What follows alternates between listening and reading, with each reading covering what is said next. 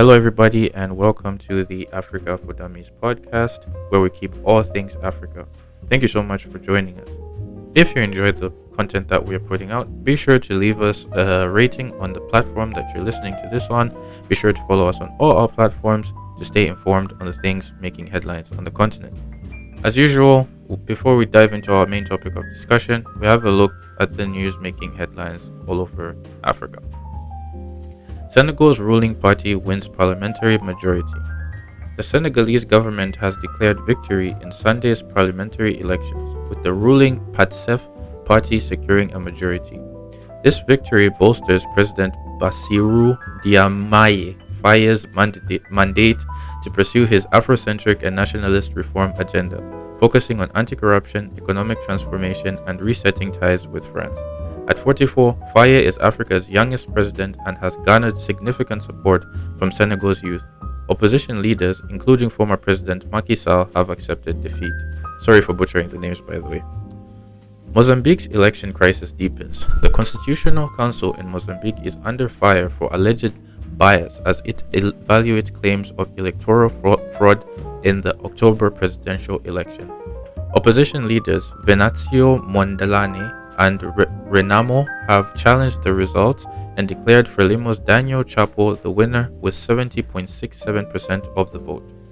Protests against the ruling party's victory have entered their second month, with deadly clashes and mounting financial losses. Regional leaders from the Southern African Development Community (SADC) are set to meet in Zimbabwe to address the escalating crisis. Ugandan opposition leader Kizza Besigye detained. Prominent Ugandan opposition figure Kizza Besigye was kidnapped during a book launch in Kenya and transferred to a military jail in Kampala, according to his wife Winnie Binyamia. Besigye, a longtime critic of President Yoweri Museveni, has been arrested numerous times and accused the government of human rights abuses. Byanyima, UNAIDS executive director, has demanded his immediate release, questioning why a civilian is being held in a military facility. Ugandan officials are yet to comment. And that was it for the This Week in Africa segment. Be sure to follow us on Instagram, where we post breaking news that's going on in Africa so that you can stay informed on what's going on our continent. Thank you so much. And now for the main topic. I am an African. Hello, everybody. Welcome to the Africa for Dummies podcast, where we keep all things Africa. Thank you so much for joining us, as usual, for a very, very entertaining topic and very insightful topic. Joined, as always, by Zenge. Hey, Mar. I'm good. Hope everyone is fine. Yeah. Well, I'm doing okay. So,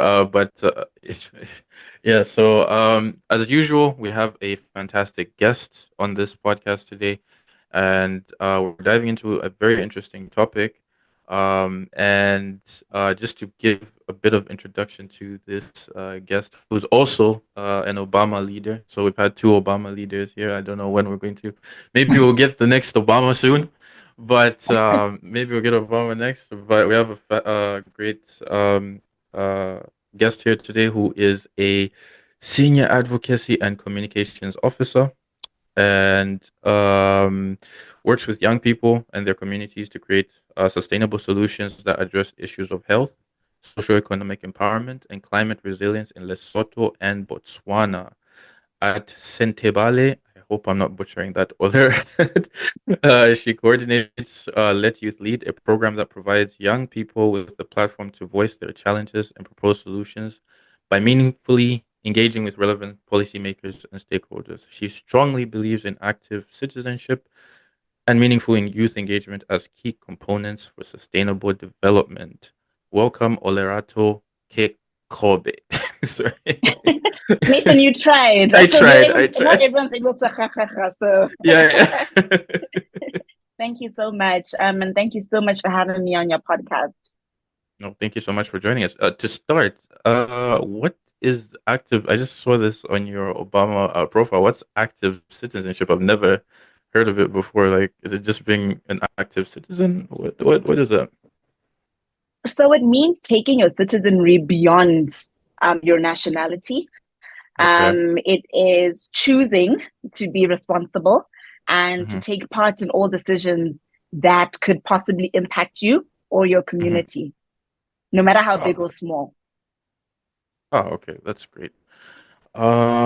Yeah, so moving on to the topic we had for the discussion, which the name of this, I don't know if that's going to be the title of this podcast, but it's essentially trying to kill the stigma that surrounds HIV and AIDS.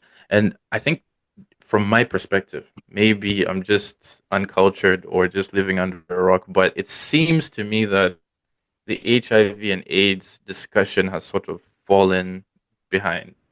Like I don't hear as much about it as much as like in the past when I was a kid. It was very, very, very prevalent back Yeah, then. HIV, AIDS, that's be careful. All this, you yeah. see so many ads.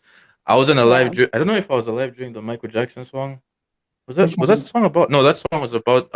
Was like Live I'm Aid, pretty sure. like We Are the Yeah, World. yeah, yeah. Sorry, yeah. But there were a bunch of like. I feel like there were a bunch of like actions, like Save Africa celebrities type coming of. together. Yeah, exactly. It's that type of a thing. What? So my question is this true? And what do you think could have been the reason for this? Yeah, so I mean, you're not wrong. But what we could possibly attribute it to is just the trend. So you'd realize like back then, the focus was on the thing that we didn't know what was, but we knew was a killer. So a lot of us grew up, particularly in Botswana, where the late 1980s, close to the time when the first case was reported. Those who have worked in the space longer than us, our parents, our grandparents, and different members of the community often speak about how every weekend they were at a funeral Hmm. because of this killer, AIDS. So I think over time and growing with just improvement in understanding, better research, but also better access to the medication that's needed to treat HIV, or rather, not even treat HIV, but that is intended to suppress HIV in our bodies. Things have become a little bit better in terms of the biomedical aspect of it. But what we're seeing is exactly what you are saying, is that it sort of moved from, okay, we're here, and now we're back here. Because the reality is also people get tired. And it's also beyond a health issue now. There's so many other compounding factors and social determinants that are related to it that sometimes you don't even think about the HIV first. You think about all the other things that are related to HIV. What we do know, though, is like you're saying, perhaps we need to go back to that mass communication, particularly targeting young people, because that's also where we're seeing a bit of a trend in terms of new HIV infections. Oh wow, that's quite alarming. So you're saying that we're seeing is it a spike or uh a larger increase in now like younger people are now getting HIV and AIDS? That's really Yes, interesting. I had yeah, no idea it's about a. that. I think Yeah. the trends are interesting, and obviously my context will be based on Botswana. Yeah. Okay. So what a lot of people would know is Botswana's HIV response is a truly amazing story.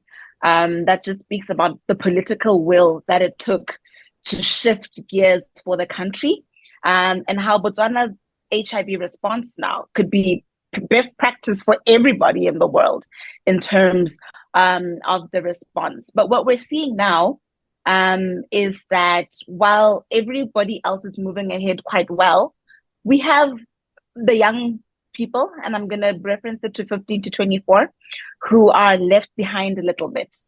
And I mean, there are many factors that we could link to that. Some of it is related to the new HIV infections.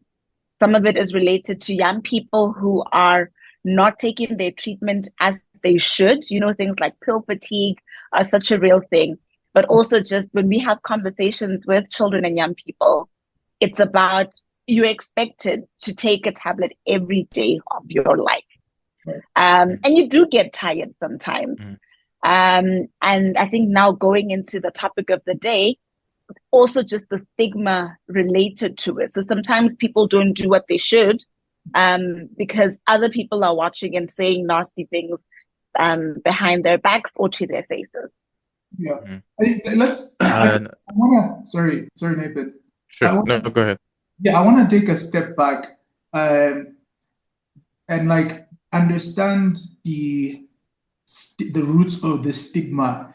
And I think first, like we're speaking as though we all assume everyone knows what HIV and AIDS is. So first, like if you could just tell us what it is, and then why they were such, and as you said before, like the killer, like people couldn't even say the name. And I remember when I was growing up, there were some people who you'd notice like, and I'm not like speculating, but you'd notice that there'll be a lot of young people who are growing up without the parents, the dad or the mom, and it's the grandparents, right? So there'll be like, and I read somewhere there's a generation essentially like not void, but like lacking of people within the ages of 30 to 40 something. And people don't talk about it because it's a taboo subject. Like right now, we can talk about it, and there's posters. As you know, Nathan said, growing up, there was fight. Even the first president of Zambia had a song. He's not the best singer, but I mean, we love him. But he had a song about fighting HIV and AIDS. And Mandela as well was quite active as well with the red ribbon. But it was like very, very, very taboo in African culture to even suggest that people are even having sex in the first place. So yeah, let's first of all, let's just like let us know what is this HIV and AIDS stigma, Bob, and what are the roots of the stigma? Like what's that about? Yeah, great. I'm glad that we're taking the step back because we shouldn't assume. And we speak in acronyms, so I'm just going to try to remember not to use them for now. But HIV, in very simple terms, is a virus that attacks the body's immune system. So that is basically what it is. And if HIV is left untreated, then that's when it sort of becomes AIDS, which is an acquired immunodeficiency syndrome. And that is when we speak about how people are able to live with HIV. So you've got a virus that's living in your body that is suppressed by taking a certain type of medication. And what we were speaking about with untreated HIV potentially leading to AIDS is when then you sort of have this immunodeficiency syndrome that could lead to sort of like open the gateways for other things, because remember, your immune system is compromised, and those then could potentially lead to death as well.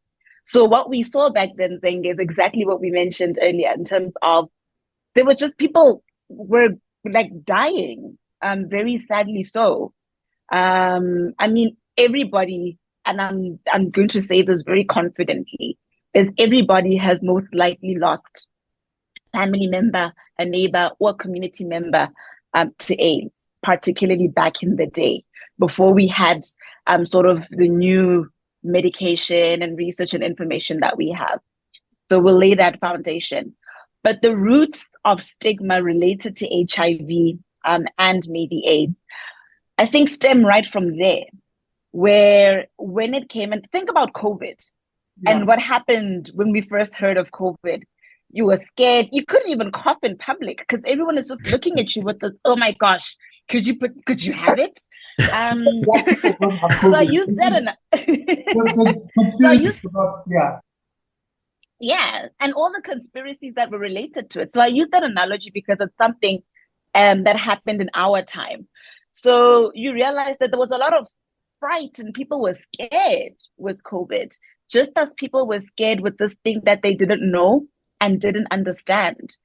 And the different rumors and conspiracies, even just about what it was, how it is acquired, and all of that. So I think sometimes people are scared to talk about it because of just the way that our African cultural context tend to be conservative, but also because it has been very closely been linked to sex.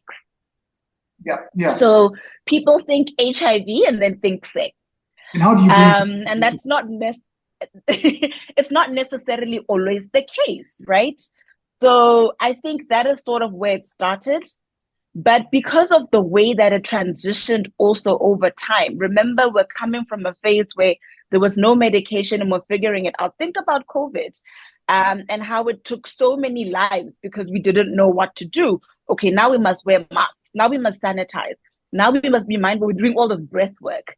So similar to what we saw back in the day, it was closely associated to just seeing the changes in people's bodies, pale skin, sometimes hair is falling off, sometimes we see sores on the body, that kind of stuff. So I think it's that has sort of laid a foundation for the growing stigma that we see even today, and moving even away from that because it has been quite some span.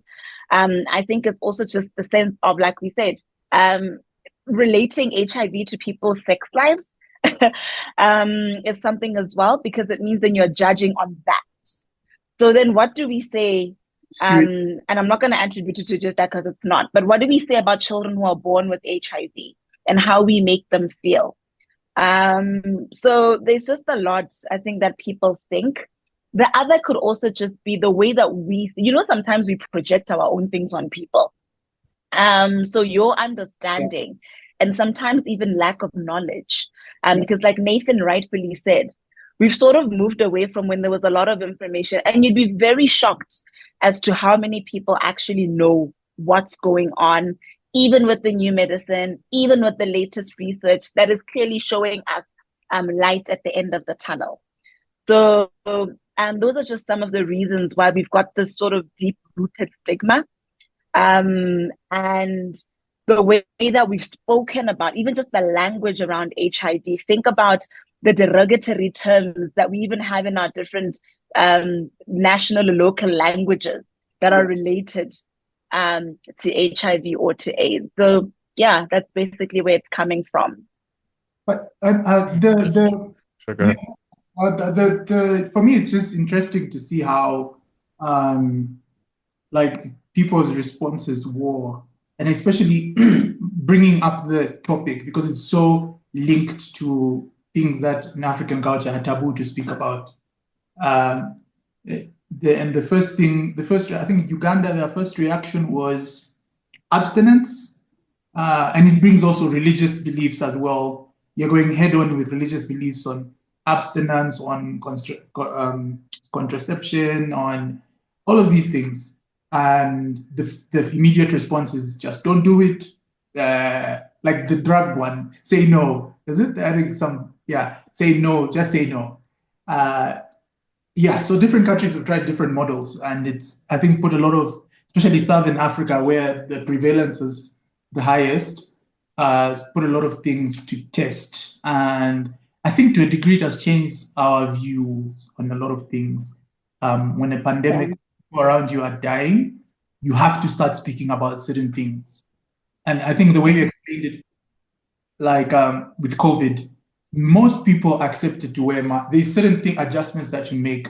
Like most people accepted to wear masks. Most people accepted to be like have their nose invaded with a Q-tip and stuff. Similarly, with I think with HIV and AIDS, people have to incrementally. People have to, because even now sex is still a taboo topic.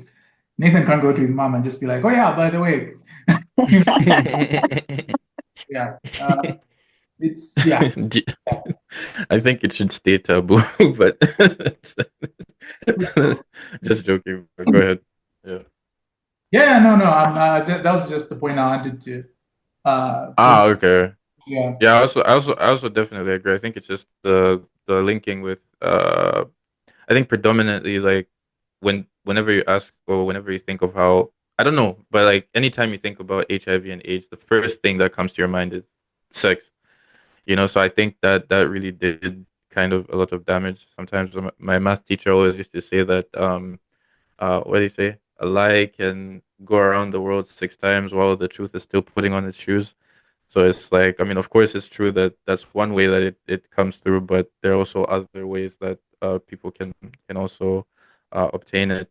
And I just wanted to gain some from your experience moving in communities and things like that. So, what exactly do you do, particularly when you go into a community, perhaps that's where HIV is a very prevalent thing? Like, what exactly, like starting from ground zero, what's like the first thing that you do? All right.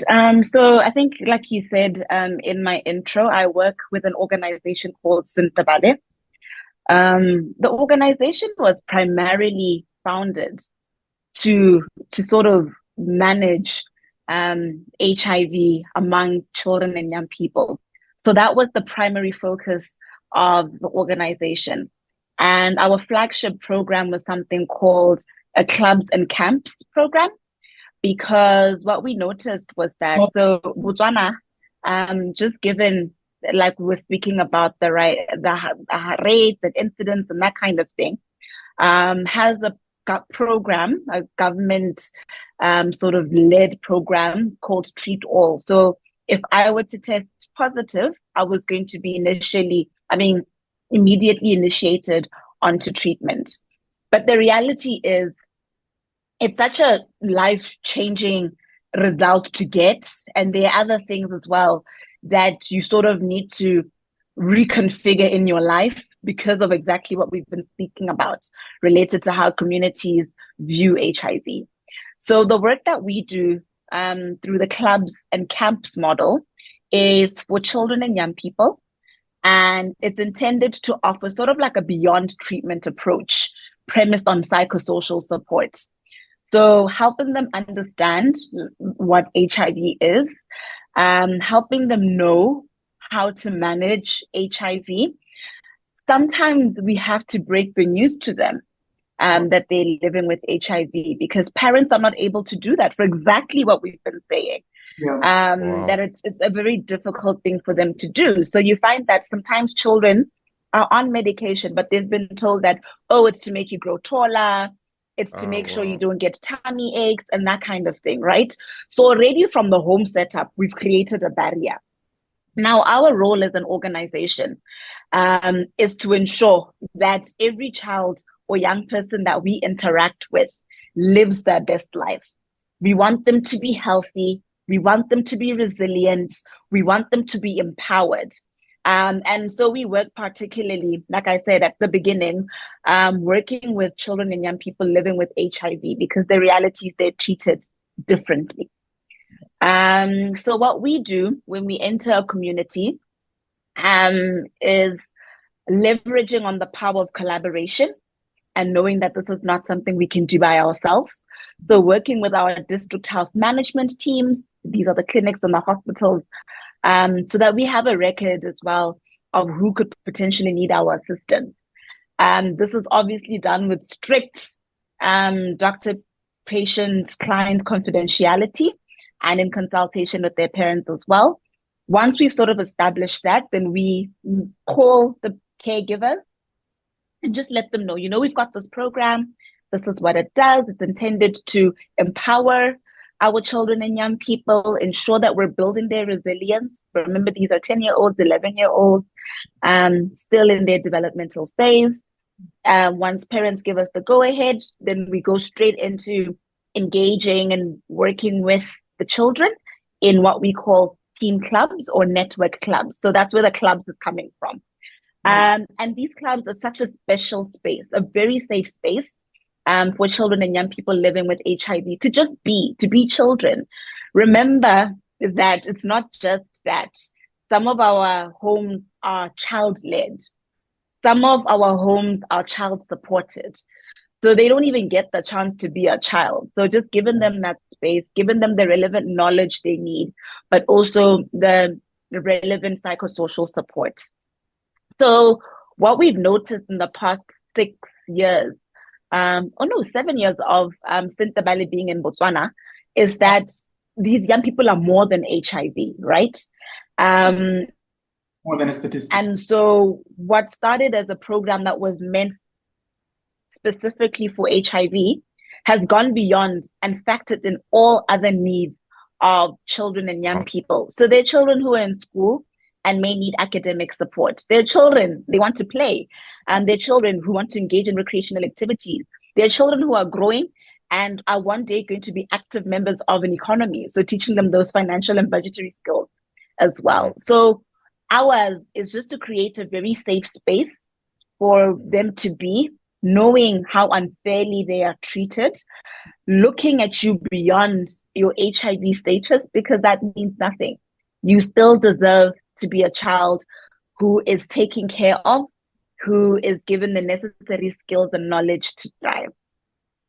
Yeah. Yeah, that's really powerful. I mean, I have to say I was really shocked by the fact that's really sad, like just to see that, a parent can tell their child, that hey, this is the situation. It's that's really, really interesting, and what the work you guys are doing is clearly um powerful. And so I mean, I've noticed that, when you're speaking, you're kind of speaking with a lot of passion, and it seems gone into these communities and really gone deep. So my question is, what makes you so passionate about this particular issue? Like, you go into trying to help, young children that are dealing with these particular issues.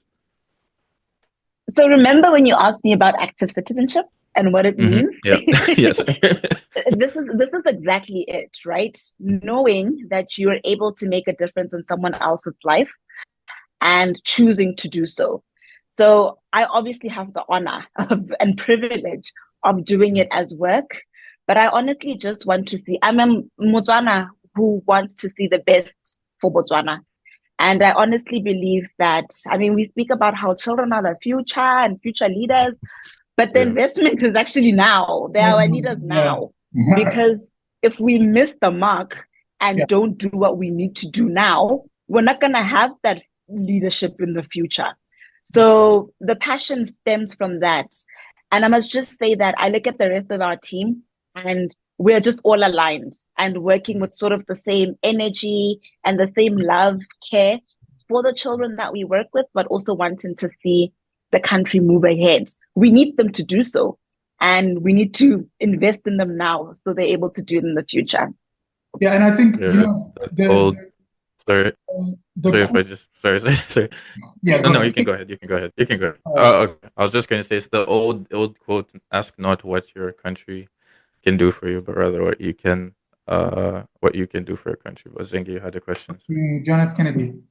Yeah. Yeah, no, I think that it's fascinating that you're actually from Botswana and you have entrenched yourself in the determination for like the betterment of young Botswanas, the future, as you said, of Botswana, which I don't really, even when people say the future, it's like it's right now, as you said, it's today, incoming. Yeah. The average person in most African countries is around, is probably Gen Z, I think. So yeah, but like yeah, it's interesting. Yeah, from Botswana because if I can just read like the prevalence percentages 2023. Eswatini has the highest at 27.5%. Lesotho at 20. This is in the world, 20%. Yeah. Botswana 19.7%. South Africa 16%. But South Africa has the most, like people-wise, 7.7 million people have HIV and AIDS out of about 50 million people or so. And then Zimbabwe, Namibia, Zambia, Malawi, and Uganda round up the top 10.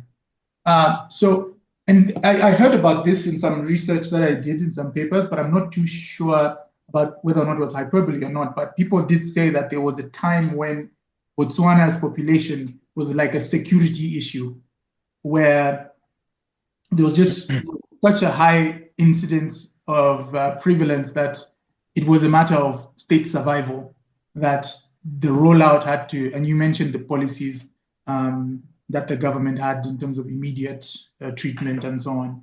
So if you think about how, like, as a people, the national narrative has evolved over time in Botswana itself, because everyone talks about it and your organization is obviously working on, filling the gaps. But the understanding is Botswana is the success story, rainbow sunshine. But I just want to know about, from Botswana yourself, how this narrative evolved and how people managed to overcome it. Because it's a massive, what population of Botswana is, what, 2-3 million, somewhere there? Yeah.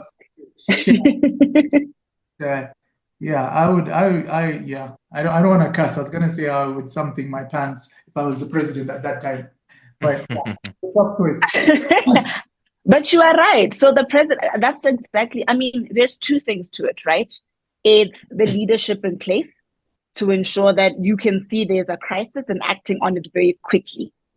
And being able to say, I acknowledge that we have a crisis and I need all hands on deck to deal with this because we're not going to make it if we chill.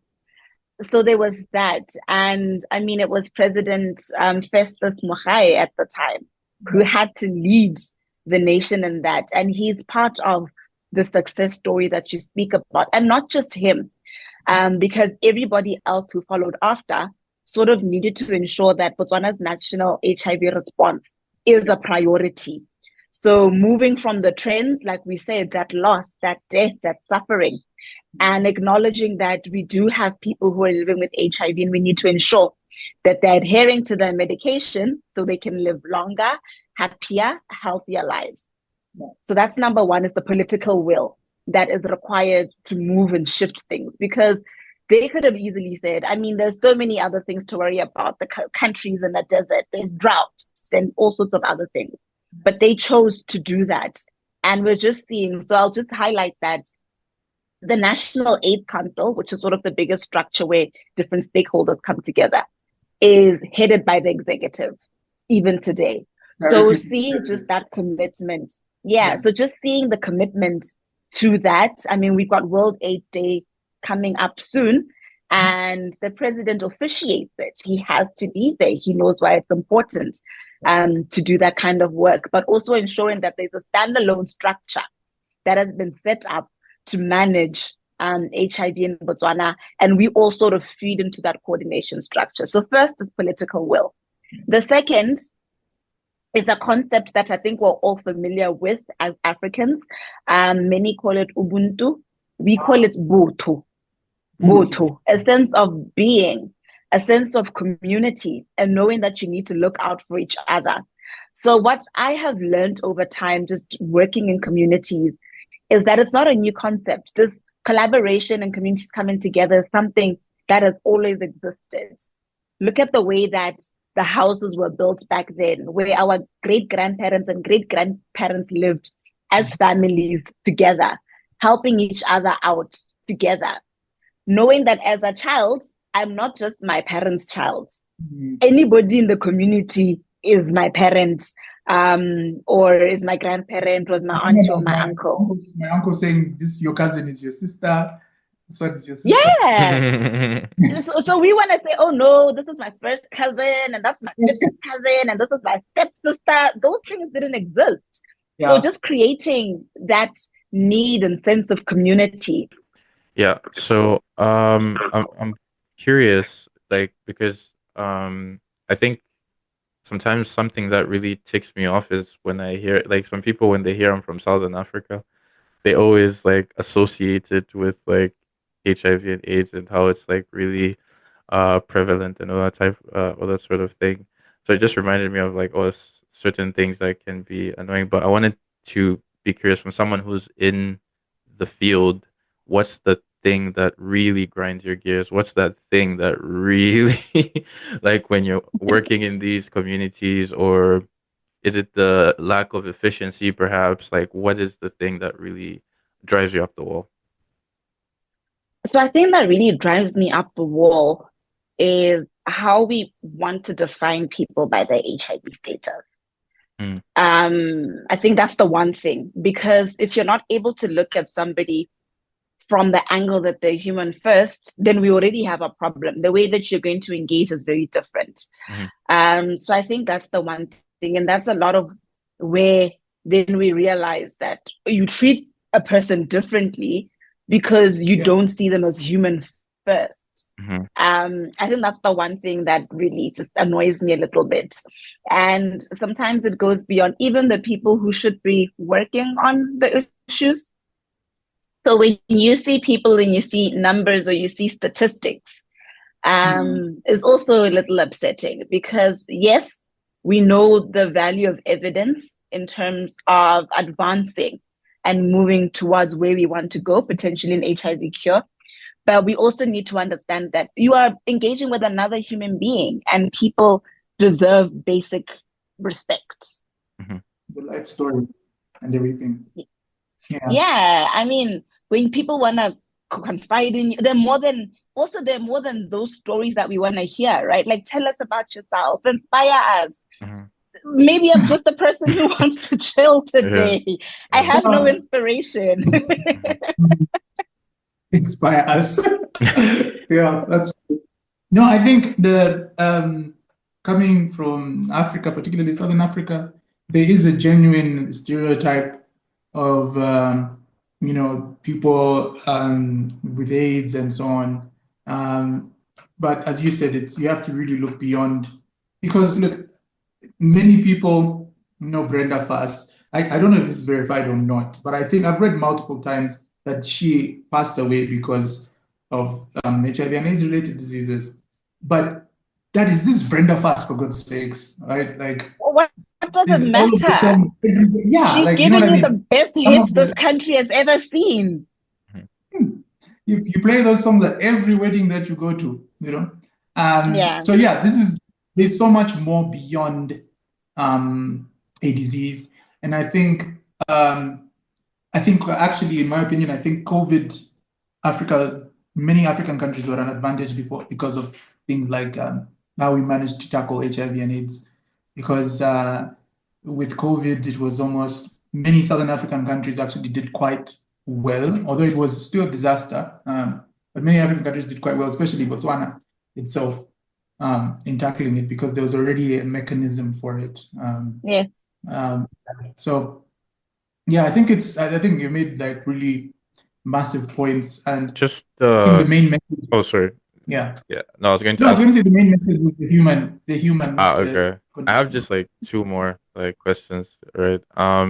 So my first question would be like, what sort of future do you envision, um, as maybe Sentivale or just by yourself with regards to this disease and how communities operate and how people with HIV operate within Africa? And then also, Mhm. what would your call to action be to the young people listening to this? Like, what's that thing that you would say, like, okay, I want you to do with regards to this? Because I think generally, as I said before, like, when I was a kid, they used to put us in plays where we would always talk about AIDS, say poems about AIDS and HIV and AIDS and all that type of stuff. Like, I think today was the first time where I had to like literally look up, like, wait, what does HIV stand for again? Like back in the day when you asked me that, I was just like, it was right there. So Because they were Yeah. like every yeah, every school you go Yeah. to had like billboards. The yeah, first lady was kicking a football saying, "Kicking out HIV and AIDS," yeah. and but like I've seen, and this also looks at the what's the big word? Intersectionality or interdisciplinary, Yes. where multiple things cause multiple things, not making Yes. sense. But Yes. as I explain it, you get it. Like for Yeah. example, during the pandemic, right? In the case of Zambia, Zambia has a very high incidence of early childhood marriage. So a lot of young girls being married off forcefully. So you had a lot of incidences of more girls dropping out of school. And then as they drop out of school, many men taking advantage of them, either being raped or uh, greener pastures or whatever. And then they have kids. And then many of them also have HIV and AIDS. But there was a narrative, I think, that even I think the national television interviewed this girl, and I think she was quite ignorant about having HIV and AIDS. She said, "Oh no, I'd rather have that than fall pregnant or something." Like it's Yeah. so. Is it sort of like a, what's the word? Is the problem like the fact that it's successful and it's a maintainable, sustainable disease? It will not kill you anymore. You live a normal life. That young people just don't care anymore, and it's like, oh yeah, fine, I'll just have it. At least I'm not pregnant, you know. So that's another thing that I think is also quite underreported as well. Yeah. Yeah. All right. I think to answer your questions, what the future looks like. So we're currently working towards an AIDS-free world, AIDS-free country by 2030. And just ensuring that nobody is dying from AIDS-related death. No one is moving beyond HIV to AIDS by 2030. So we've got 6 years left, and we really need to accelerate as a country and as the world to ensure that we meet. This is a global target that we've set for ourselves. So mine is just we're working so hard so that by 2030 we're able to see an AIDS-free Botswana and an AIDS-free world. So that is what the future looks like for me, I think, at this level. But with the work that I'm currently doing, particularly with Sinte Valley, like I said, I just want to be able to see children and young people in their diversity thriving and living their best lives with all the necessary skills and knowledge that they require to do better for themselves. So that's just it for me. I really just want to see children and young people thrive, given also just the other socioeconomic determinants that we're faced by as a country, faced with as a country, is hoping that all that we're doing is enough to see them through to the next phase. So that's what the future looks like for me. And in terms of what I want some of the young people who are going to listen to this or are listening to this now to grasp is taking it back to that active citizenship, knowing that you have a personal responsibility to do better for your community. Now, imagine if each and every one of us did something small and what that snowball effect looks like. So I think mine is just for us to see through to that AIDS-free world by 2030, we need communities to lead. We need everybody to understand, to protect and to promote the most basic human rights of all people, and just to choose to do better for ourselves and for our communities. No, that was really great. I mean, I think I need to stop being an inactive citizen and start becoming more more active for sure. Yeah. But I think from my side that was basically all the points, and definitely reminded me of the that it's still an important issue to tackle, that it's not just like skated off and we can completely forget about that, but we still need to do more. So I think that was pretty much it from my side. Thank you. I don't know if you have Yeah, no, anything. I'm just in awe of the conversation we've had, and also the progress that Africa and the world has made generally in the advancements. The fact that it's not a death sentence, and I think in some cases it's not even transferable if you take your pills. Um, I think we probably missed that. There was that 90 thing. I don't know if they have it in Botswana as well. Like 90, that's a certain goal. Botswana has exceeded those Oh 90. wow. So Oh, Yeah. we're Congrats. on we're on 95, 95, 98. sorry. Wow. Okay, so then it's 100 in a few years. Yes, yes, Basically, we what it can. means is 90%. Oh, yeah, basically means 90% of the population, if I'm correct, if I knows their status, right? And the Hmm. other, and Oh, then 90% is on treatment, and Hmm. then 90% is suppressed. Like basically, Very you are suppressed. taking Yes. it and you are not infectious. wow. Mm. Okay. Yeah. Okay. So Botswana has achieved that That's already. surpassed. That's So yeah. amazing. That's amazing. I told you, if Africa was a classroom, Botswana would be like that A-star kid. True for sure. Um, Yeah, That's my no, theory. yeah. Yeah. Again, on behalf of all the listeners, I just want to say thank you so much, Olerato, for joining us and for shedding some light on this topic. And to our listeners, thank you so much for joining us. And yeah, be sure to check us out on the next episode. Thank you Awesome. so much. It's been lovely. Bye. Uh, I am an African.